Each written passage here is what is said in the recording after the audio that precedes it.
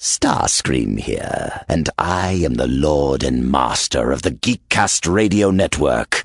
Don't tell Megatron. Hello, and welcome to All Things Transformers. That is not the intro I wrote. I don't care. Why does it say... Well, I got thrown off because it says this August. Because we're celebrating, damn it. Take two. What?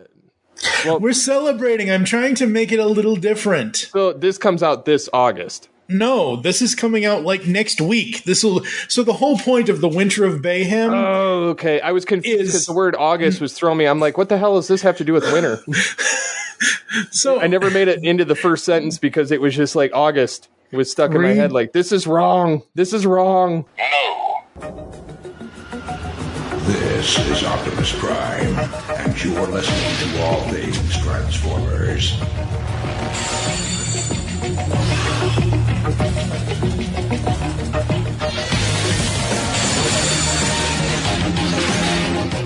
This August on All Things Transformers, we'll celebrate 15 years. That's crazy. Yep. And in all that time, we have only really reacted to the live-action film news. Yes, we've covered a little bit of, the films in version 2.0, episode 11, where we reviewed Dark of the Moon, and Toycast, we did a supplemental discussing Revenge of the Fallen. But we've never done full reviews of the live-action films until, well, now. So, I am Steve Megatron, and joining me on this Winter of Bayhem is TFG1 Mike. That's right. Originally, this was supposed to be the Summer of Bayhem in 2022, celebrating the 15th anniversary of the first live-action film.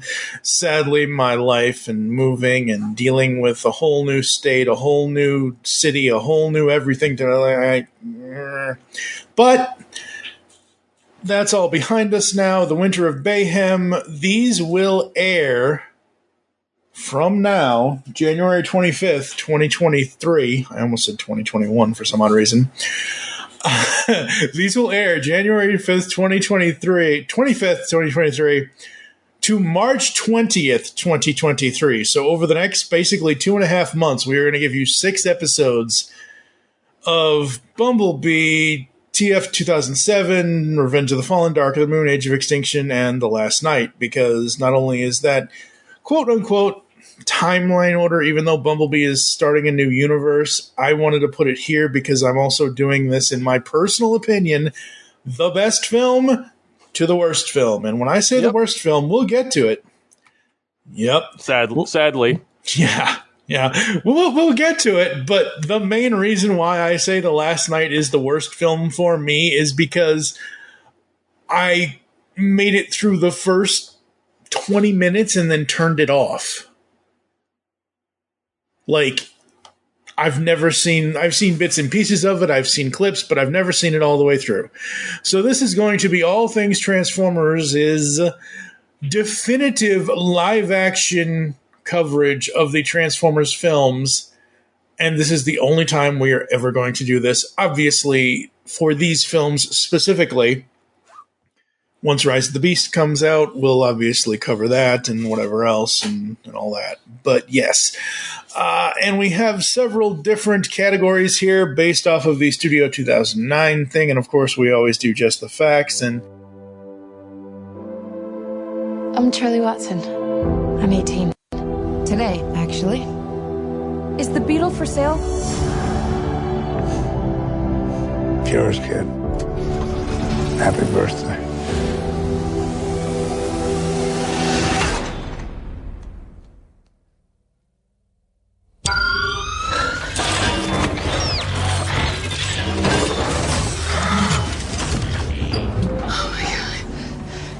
You. So you have no idea where he came from? No idea. Well. Here's the deal. People can be terrible about things they don't understand.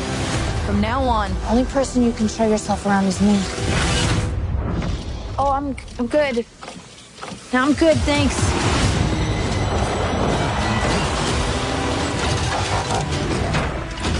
There's a war raging on our planet. If this criminal isn't found, that war may find its way here. Is there anyone that can help you? You have a family? Oh, who but me?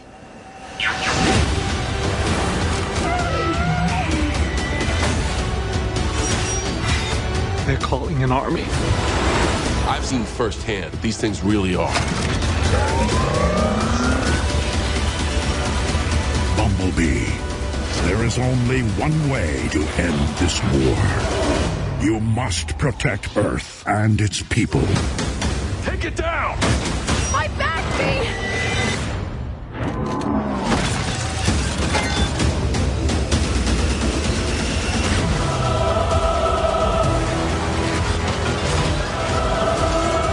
This is how we stop them.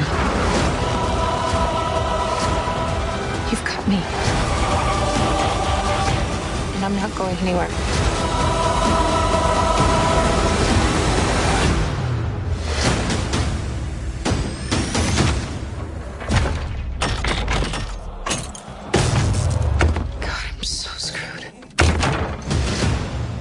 Just the facts for Bumblebee. Man, this movie, I cannot believe this movie only came out in 2018. And I say only, and 2018 was what?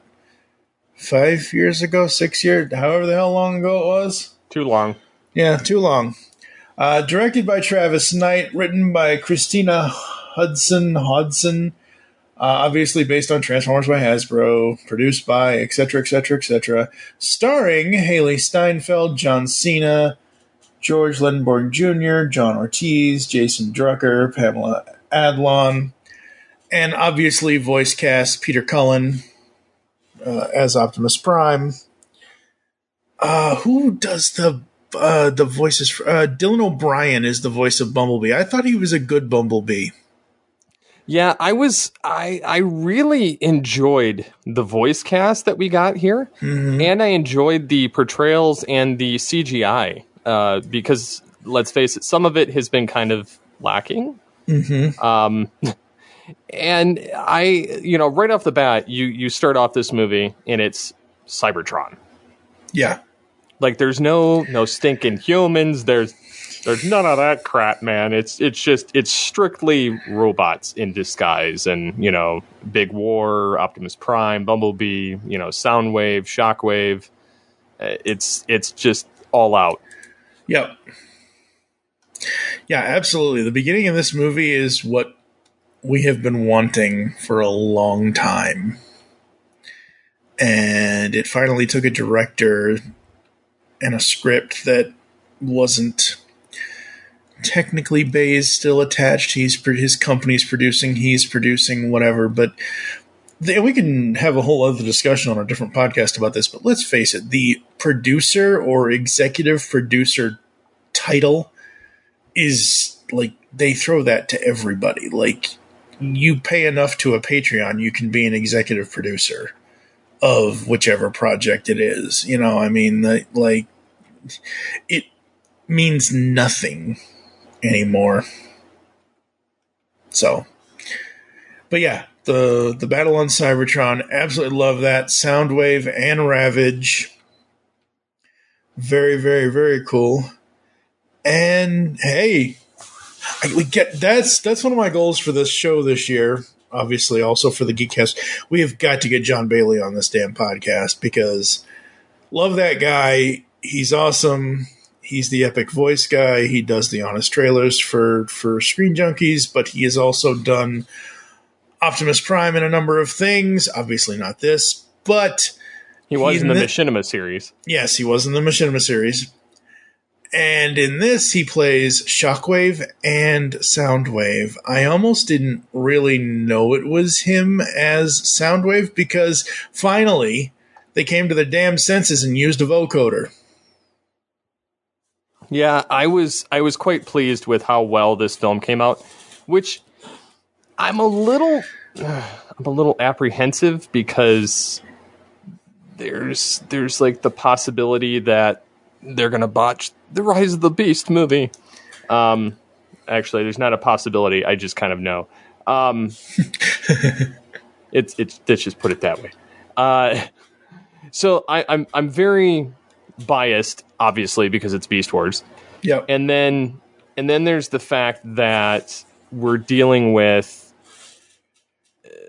the beasts don't look anything like how they should. And yes, it's subjective. I know, different director, different changes, but I think I got spoiled by this film. Yeah, we did. And the portrayals that we got here, like the designs, like, yes, they modernized it. And I expect that. Like, I totally expect that. Mm-hmm. What I don't expect, however, is them to completely, throw it out the window, which is essentially what they did here. Yeah. They, with the Rise of the Beast thing. Here, I felt at home. I was ecstatic. I was, just pleased with the direction, with the visuals we got, the voices. I mean, they were gung-ho on making this thing, the Transformers. Absolutely. As we kind of expected. And so, yeah. Yeah, absolutely. We can talk. I didn't see this in theater either. I didn't either. I haven't seen any of them in theater since the second one. So I went a little further than you. Age of Extinction basically broke my back. I got to the point where I liked certain things in Age of Extinction, but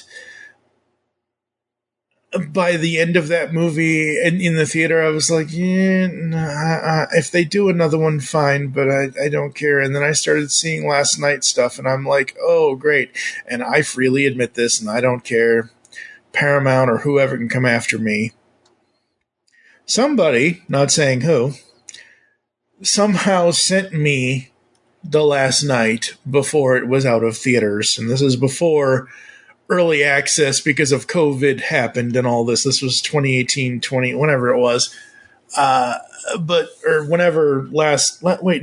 night was 2017, because Age of Extinction was 2014, right? I don't know. Anyway. I don't know. I can't keep track. I got sent this online for last night, and I couldn't make it past 20 minutes of it. So when that was quite possibly the worst Transformers movie. Yeah, well, like I said, that's why they're in the order that they're in for this coverage, and I will sit through all of it because, again, another genesis of this coverage for us is, was it Christmas of 2021? It was probably Christmas of 2021. Over on Vudu, I noticed that they had all of them. They had the 6 released films in a bundle, and it was on sale. And I'm like, oh, this is the best time for me to do this. I will just buy it. I will have all the movies. We can do all because I remember, and this is way before, obviously, Bumblebee and everything else, and we'll get to this when we get to the other ones, but I remember going after the physical copies of 2007 and Revenge of the Fallen. I don't think I went after the physical copies of Dark of the Moon because back then, I don't know, and I'll talk about those when we get to them. But Bumblebee 2018, yeah, we open up on Cybertron. We then get all of that, and yeah, I love the fact that. I guess it's part of car ownership that you name your car, which is fine. That's all well and good. But I kind of like that. Mine, but I technically did if you count, the Ultimus that I had created. Yeah. But I created that as a clone of Prime before your Chevy S10. I just kind of was. Yeah, I was just kind of like, all right, let's. Let's just call him Ultimus, and then I had that Josh Burcham art made. Yep. And it just kind of made more sense. Yep. But my point is that I was not expecting this. Again, it's been 16 years, but in 2007, his name already was Bumblebee. In this, on Cybertron, he's Scout B127. I feel like, who is B127? I feel like they overcomplicate it with these goofy names that they give things. I don't know. I don't feel like it's necessary. Yeah, I don't either, but I I get it that it had to be done for the plot of the film for Charlie Watts. Oh God, I almost said Wilson for some odd reason. Charlene/Charlie Wilson. I like that she named him. I think that was cool. And so, yeah, we get the battle on Cybertron, which, I could watch that on loop. Watch it on loop. That was what I wish the whole movie was. Yeah, I do too. But I like this though. I didn't mind the girl though. Yeah, I like her. Well, and for me, so I had up until right before we did this episode of the podcast, I've held off on watching this movie. I didn't see it in theaters, just like you said, and I just held off because I knew I wanted us to do the live action film coverage. And for me, it's like I don't want to have a totally preconceived notion of seeing it. Sometimes some people will criticize me of just saying the most simplest way of why I like something instead of giving you this long dissertation of why I like it. Like, I liked that happened. That was cool.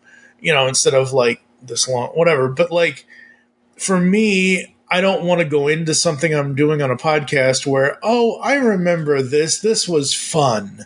Like, it's not, you're talking about podcasting. That's, so, but I like this. I like that it's 1987. I love the music.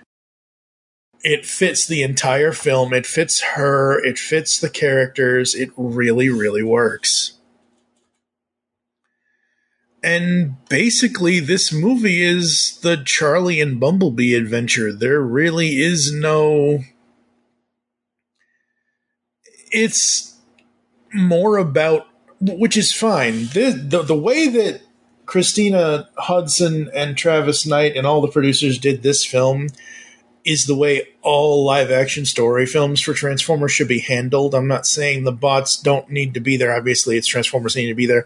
And I'm not saying the humans don't need to be there, but they need to be there in a way that makes sense. And for me, the way that this made sense is telling it through her depression by the passing of her father and all of this. And,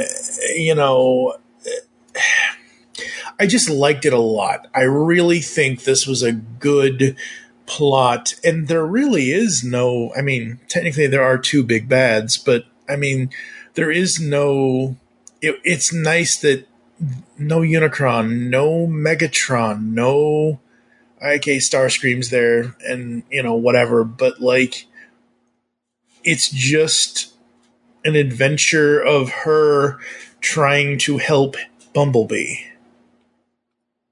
without it being heavy-handed. Yeah, and we had Starscream, Blitzwing in this technically, and Sector 7, which Sector 7, I didn't find it as annoying as when John Turturro was there. Although I did enjoy part of Agent Simmons, being there, just because he kind of added something, But I felt like Bay's stuff was very surface level humor compared to this. Like, this was more natural. You had, Haley doing her character's role and, kind of that goofy, 80s kid that's just not fitting in well. Yeah. So, yeah, it wasn't terrible. No.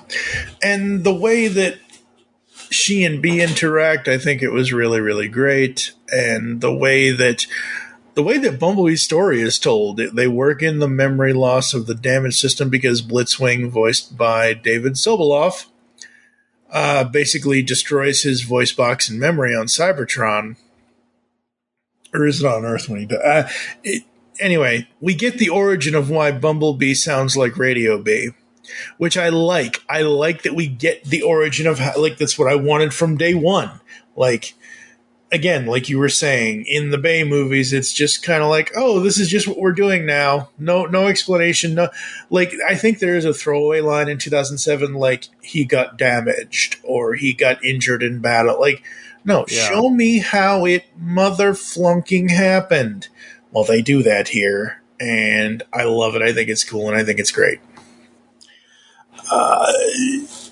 What do you think of John Cena as Jack Burns? I didn't mind it. I mean, he's obviously, he's not... His strong point, I don't see him as a strong actor, but I didn't mind him. Yeah. He played the role well. He played your typical, army guy really well. It didn't bother me. Yeah. Yeah. How well it worked, Yeah. John has always done well with the military stuff because he has acted as that several times in his other films. I remember he was the Marine. He was in other movies and whatever else, and he has a huge respect for the military, as we all should. And I think his characterization as Jack Burns fit into this well because he's not like Simmons, where it's kind of hard to compare John Cena and John Turturro because one's a giant muscle-bound guy and the other one's John Turturro. But it's one of those things where Simmons was over the top, and he was meant to be over the top. And Cena's character of Burns is meant to be this commander, this colonel, this no-nonsense army guy. And I think it really, really works. And I think once he understands that he had been lied to by the Decepticons, and he figures out that B is not the enemy, it's great. And Haley I had almost forgot this was her, because I have only seen her in the Disney Plus Hawkeye series as Kate Bishop. Mm-hmm. And in this, she looks so much younger than she does in that. Oh, yeah, totally. Yeah. No, but she is a talented actress and does really Absolutely. well. Absolutely. I did not despise her at all. I love her. I would have vastly preferred that they had focused a part of the Transformers franchise around her character instead of what we got for the last several. Like Cade, I believe that was Mark Cade Wahlberg. Yeager. Yep. Yeah, he was the only interesting character aside from Optimus Prime in those last two films. But pretty much those films were throwaway. This was not. This was the journey of a kid, a teen in their car and, both trying to find their place in the world. And, and then you get to the Shia LaBeouf stuff and it's more sex appeal than anything else because they've got, Megan Fox, or they've got the Pretender in the second film, or they've got the underwear model in the third film. But I mean, overall, and it wasn't that it was bad per se, but it was just a lot of spectacle and no substance on those five, whereas this one had kind of a nice balance of everything. Yeah, it balances the entire way of doing a Transformers thing well. See, the other ones remind me, and I know we'll get more into those later, but the other ones remind me more of those terrible 2 G.I. Joe films that we got. It's funny you say that. Whereas, the first movie didn't. But beyond that one, it felt like I was watching, because I rewatched the G.I. Joe movies a while back, and I was they all seem very similar. There's nothing special. Yeah. I know you're going somewhere.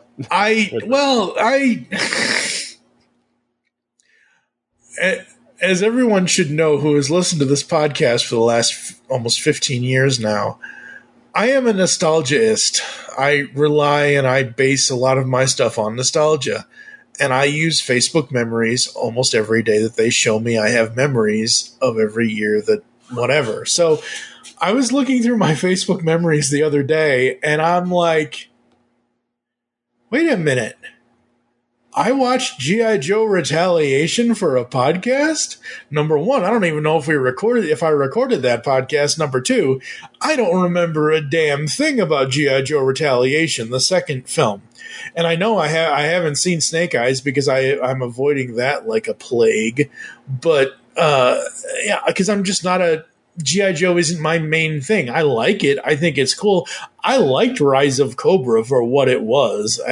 Same thing I didn't mind. Like, I didn't mind the actors they chose for the Joes on either the first or the second film.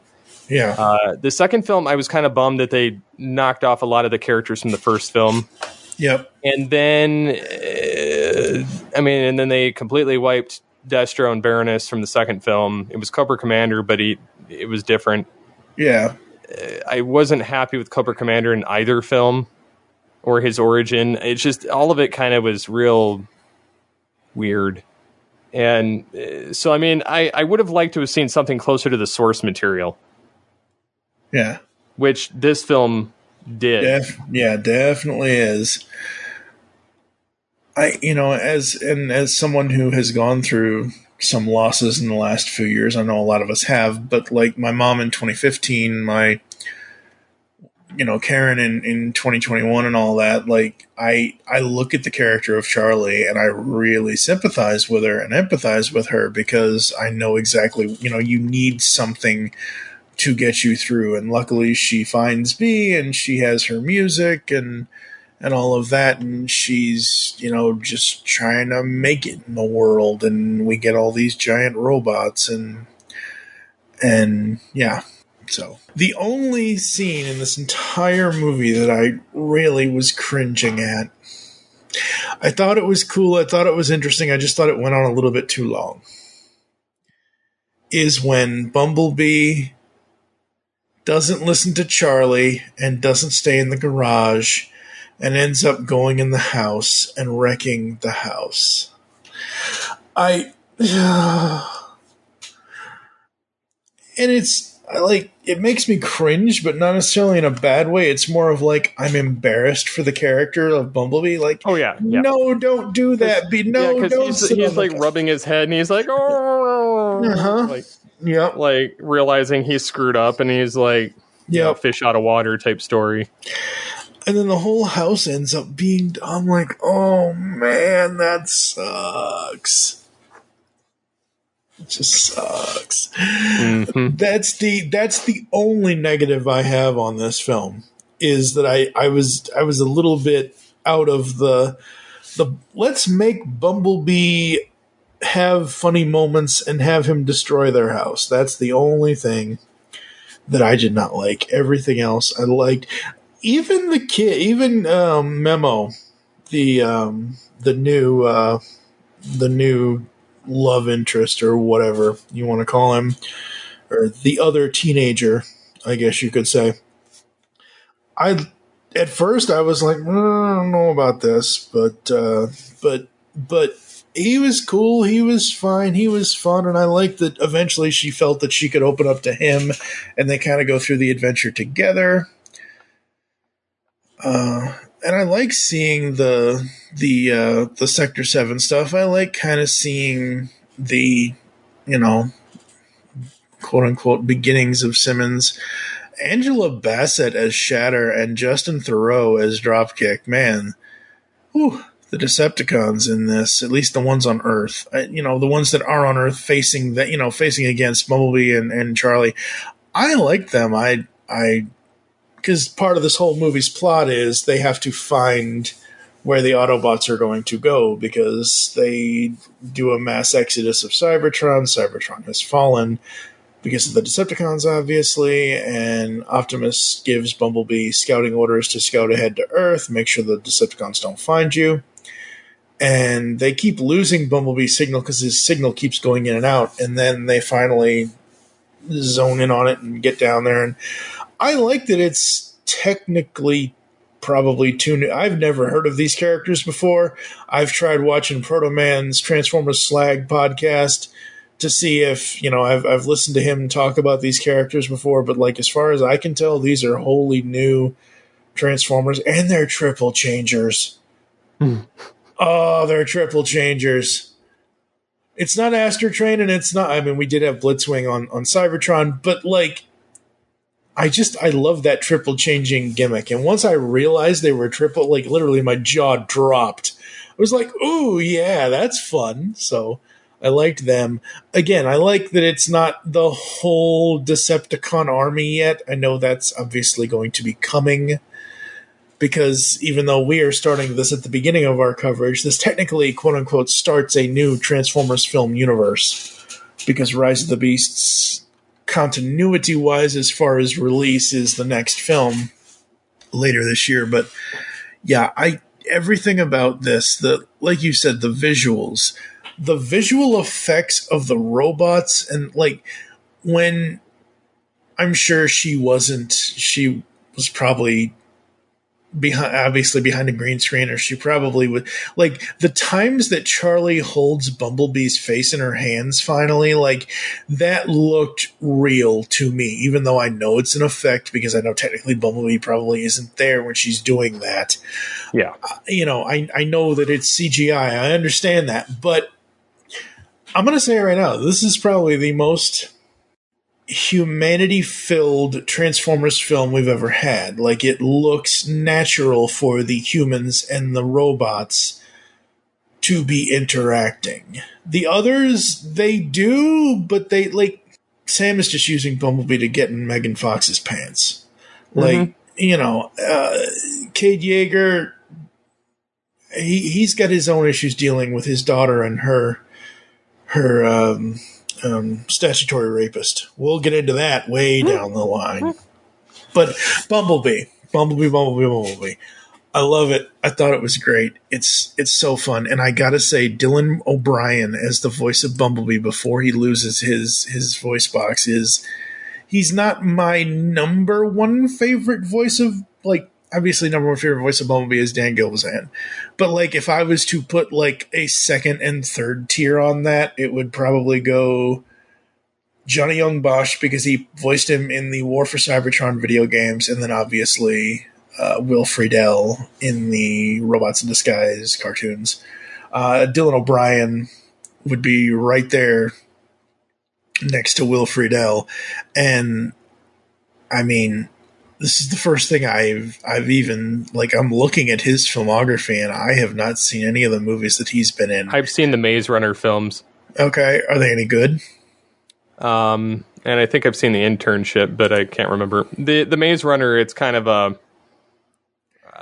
dystopian future. Science fiction, yep. And there's a couple of movies in that franchise. There's like 3. I haven't seen anything else that he's done. Yeah. Yeah, there's he's got, was that, no, it doesn't list it. Let's see, yeah. So, but yeah, I like him. Obviously, I like Haley Steinfeld. I was surprised that this is essentially, I mean, I know he's done other things, but this was pretty much okay. This was, oh no, that's I remember this in the news stories. So Travis Knight, his first directorial debut in 2016 was a stop motion animated action fantasy film, Kubo and the Two Strings. Bumblebee was his live action directorial debut. For someone who has been all like producer and writer or animator and other things, that for a Transformers film to be your directorial debut and for it to be as good as Bumblebee is, that's amazing. Yep. What else would you like to say about Bumblebee, sir? I feel like I've been kind of running the gambit here. I mean, I kind of took over the beginning, but no, I mean, I was pleased with how well the film came out by comparison. And I mean, yes, it had holdovers from Bay, but they kind of cleaned it up. Mm-hmm. So, like, yeah, Bay was a producer because he kind of launched the whole thing. Yeah. And then, but I mean, and then you have, the same Lorenzo and Tom DeSanto and Don Murphy and, some of these guys that have been on the Transformers film since, they launched.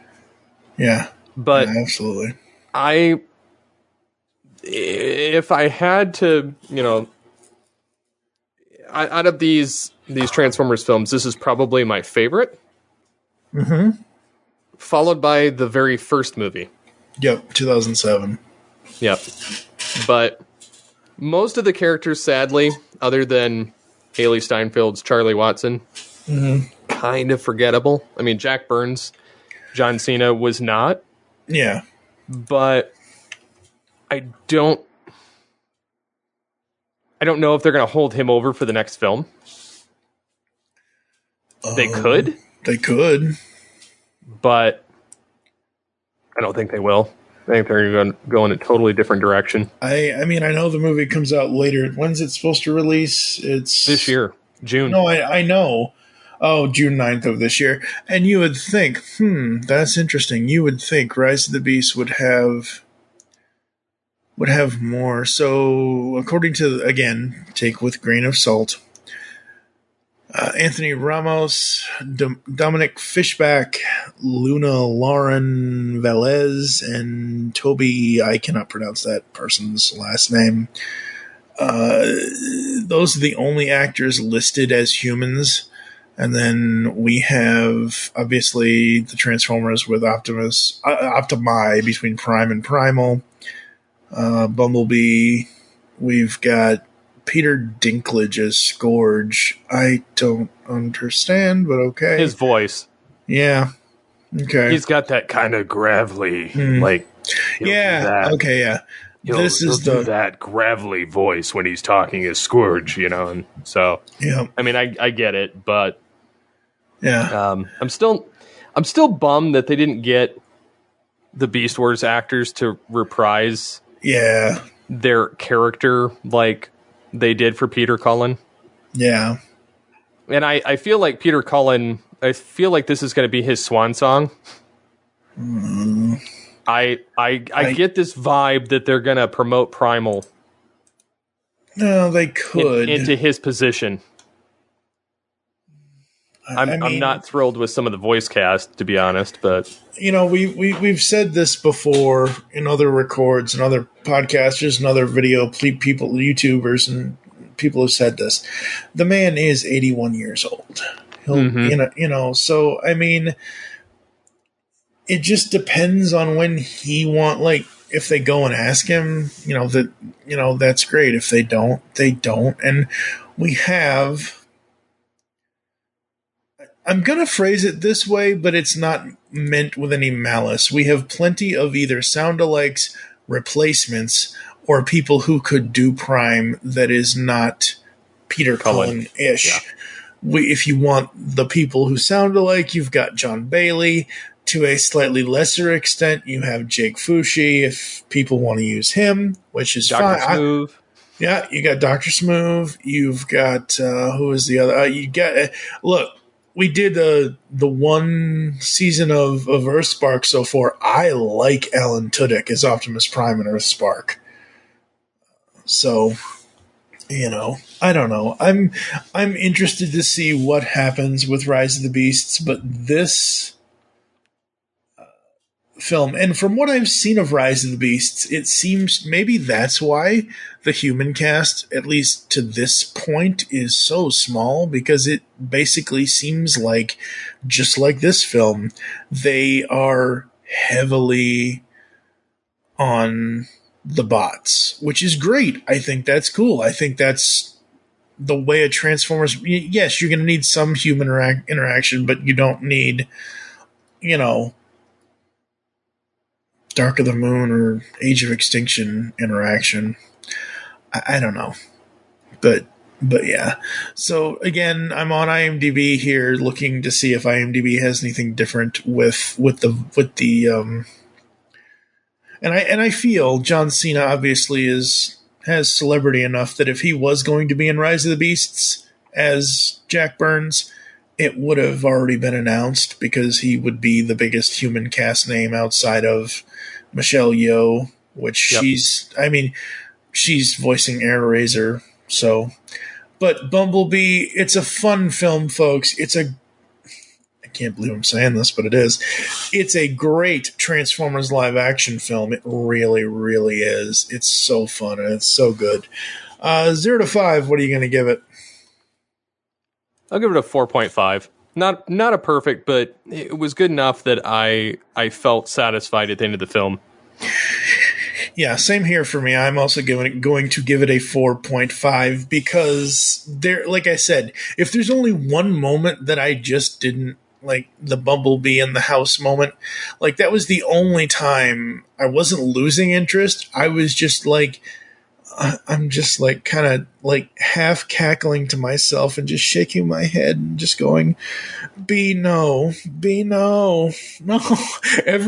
Literally every step he took in that house, I knew what was going, like him trying to use the television. I knew what was going to happen there. Him trying, I was like, oh, at first, and I knew this wasn't going to stay this way, but I was like, oh, he's sitting on the couch. It'll be fine. And I'm like, it's a 3,000-ton robot. It's not, the couch is going to, I'm like, oh, so I saw that coming.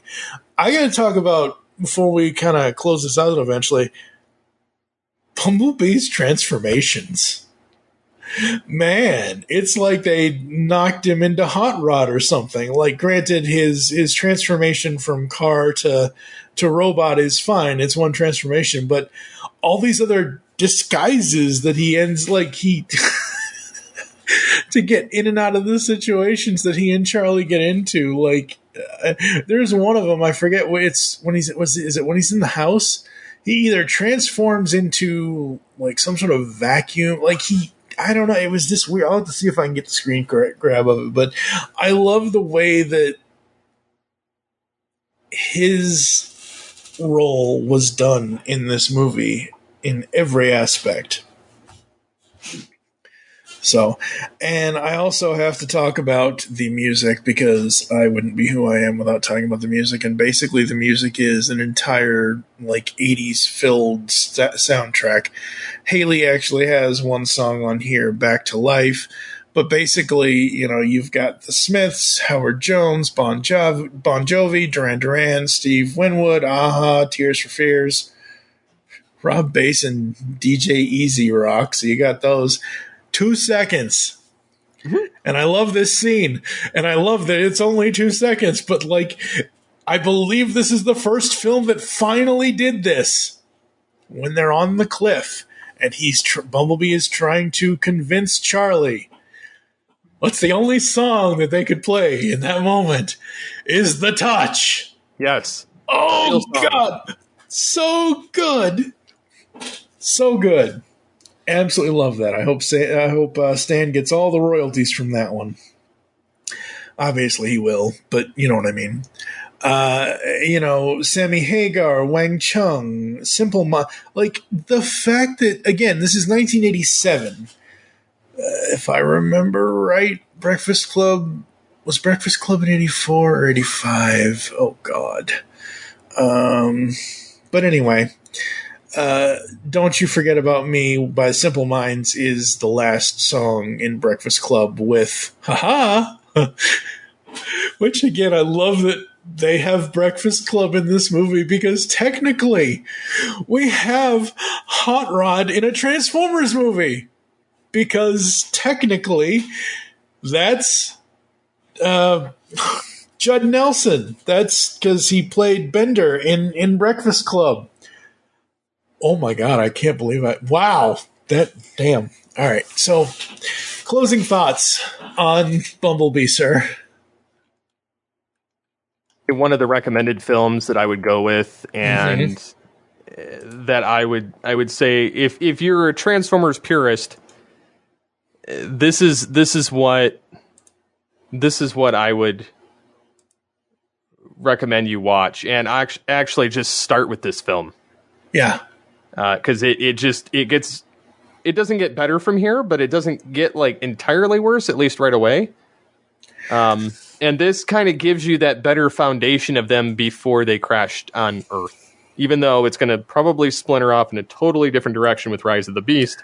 Right. But for right now, it does work as a soft reboot or as a prequel film. Yes. Which is what they intended. Yes. The soft reboot is what they intended.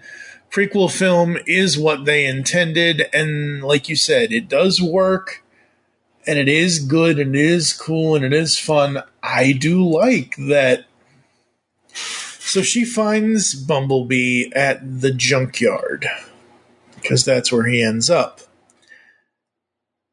And then in 2007, that we'll get to next time, he ends up at a car dealership in basically the used pile of cars, like basically the junk pile of cars.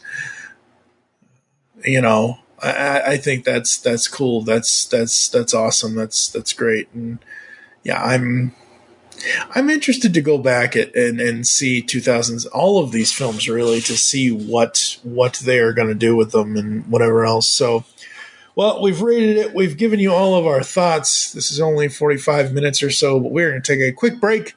You're going to hear some ads and some other stuff, and we'll come back to close the show after this. Hey all, PR here, inviting you to come over and check out my channel on YouTube. It's just youtube.com/PR, PEAUGH. We got Transformers for the most part. We got some action figures. Whatever really strikes my fancy and looks cool and feel like checking out. So come over here. We got some tabletop gaming now over there. But just a lot of fun. Thank you all for watching. I hope everybody's having a great time. And just come over and have some fun. youtube.com/PR. Thanks. What was that universal greeting again? Never mind, I remember. Ba weep grana, weep nitty bong. Hey guys, it's Rodimus Primal, and be sure to check out my YouTube channel. Join me as I have Transformers discussions, retrospectives, toy reviews, and more. You can also follow me on Twitter at Rodimus Primal, as well as Facebook and Instagram at Rodimus Primal Show. Transform and roll out, and be sure to check out my content till all are one. Last big party of the summer, folks. Let's go out with a bang.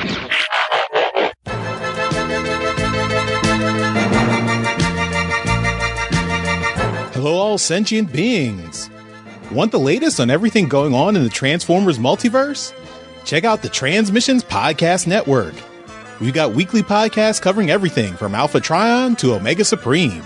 From old school G1 all the way up to Cyberverse and beyond. And you don't want to miss Empire of Rust, the world's first and only Transformers live play role-playing game podcast. If you love Transformers, there's something for everyone at transmissionspodcast.com.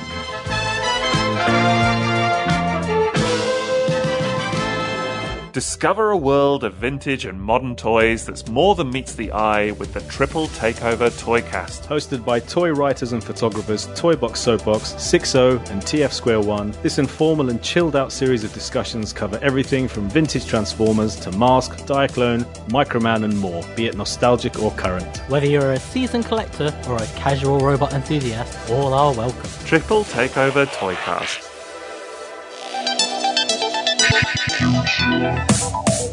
Like science fiction? Of course you do, or you wouldn't be listening to the Geekcast Radio Network. Well, the Mark Who 42's Universe podcast is an award-winning sci-fi radio show that's been around for over 10 years. We cover everything from Doctor Who to the MCU to pop culture and everything in between. A new show drops on Tuesday mornings on the GCRN website and all of the major podcast platforms. So listen to the Mark Who 42's Universe podcast from the universe and beyond.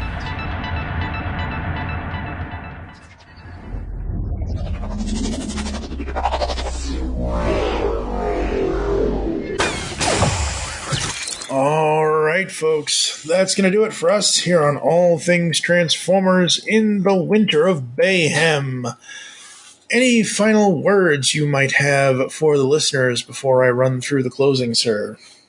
Autobots, transform and roll out. We didn't sing his praises enough because he really isn't in this movie, but, I mean, he is, but he really isn't in the main crux after the side. Peter Cullen. It's so nice to see him, hear him, and he actually looks like Optimus Prime. On the Cybertron scene, in the little visuals that they do, obviously with the message that he sends Bumblebee, and the best moment in any Transformers live-action film with Optimus Prime, the end of this movie. He has the trailer, and he looks like he's supposed to look. I know, and then somehow it never will again. Well, I'm gonna miss. I'm not gonna lie. Like I obviously we haven't seen the new movie, so I have no idea to judge it yet. Yeah, we're not judging it yet. Yeah. However, I would have preferred if Travis Knight had stuck around for a few more. I've seen, because I follow him on Instagram, I've seen several of Stephen Capel Jr.'s like posts about the movie and everything else, and he looks like to be like, yeah, I agree with you. I would have loved to see if Travis could stick around to do more, but I don't think Stephen is out to do something that is not... No. And I figured as much. I just meant I was pleased with the visual direction of this film. Yeah. And so that was more so what I meant. Yeah. It was no slight against the director of Rise of the Beast. That was just personal, personal preference here. Yeah. And this will be... Rise of the Beasts will be his third film directing. He's directed The Land, whatever that was, from 2016, Creed 2 from 2018, and now this year we have Rise of the Beasts. I will say that I like that they are going with essentially unknown people for directors now. Like, they are not trying to throw Spielberg in there as the director, or they're not trying to get Michael Bay back as the director, or they're not trying to go after insert famous director here. Like, they're not going after the Orson Welles of directors. They are going after people that have... I don't want to say, like, I don't know how much... honestly, I would love to see if we can get a Transformed... Wow.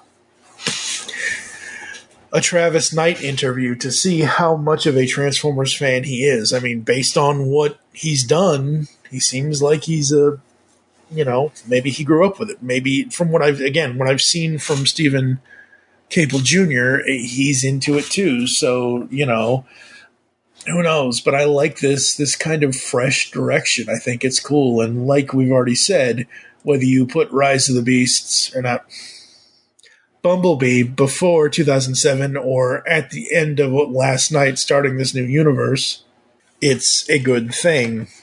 So, all right, folks, we are going to close it out. Thank you for joining us here on All Things Transformers. If you'd like to get in contact with us to leave feedback for the show, there are several ways to do so. Visit the website, geekcastradio.com, where you can listen to, watch, and or comment on all of our content.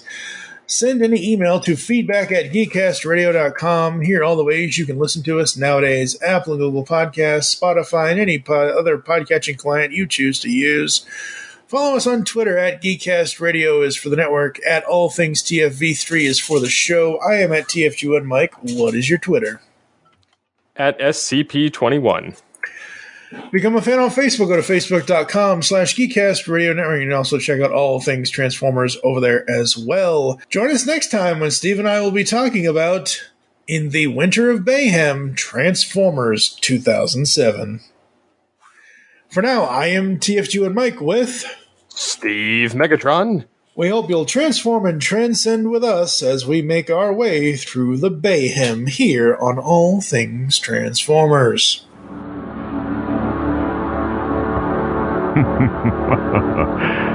Yes.